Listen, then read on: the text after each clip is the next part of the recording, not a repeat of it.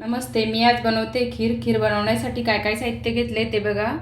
इथे ड्रायफ्रूट घेतले, विलायची पावडर घेतली त्यातच टाकून, 1 चम्मच कस्टर्ड पावडर घेतली आहे, साखर घेतली एवढी, शेवया घेतल्या आहे, 1 वाटी भिजलेला साबुदाणा घेतला आहे, अर्धा लिटर दूध घेतलं आहे. तर चला मग रेसिपीला सुरुवात करूया. सर्वात पहिले कढईमध्ये 1 चम्मच तूप टाकायचं.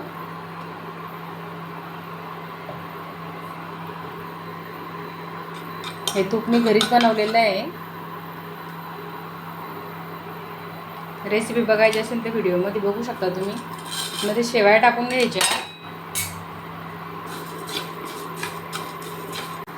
शेवया चांगलं फ्राय होऊन झाल्यावर त्याच्यामध्ये ड्रायफ्रूट टाकून घ्यायचे.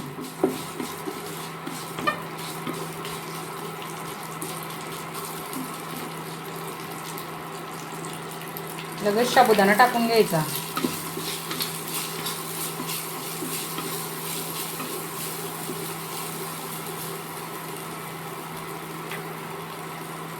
दूध टाकायचं. आता थोडंसं दूध ठेवायचं कस्टर्ड मिक्स करण्यासाठी, कारण गरम दुधामध्ये कस्टर्ड मिक्स करता येत नाही.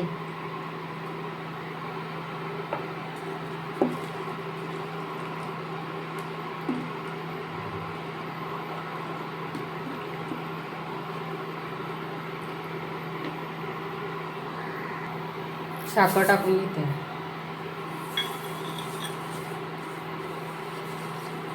मी चवीसाठी कस्टर्ड टाकते. तुम्हाला टाकायचं नसेल तर स्किप पण त्याला करू शकता तुम्ही. कस्टर्ड टाकून घेते. कस्टर्ड टाकल्यामुळे ना आपली खीर एकदम घट्ट बनते आणि चवीलाही छान लागते.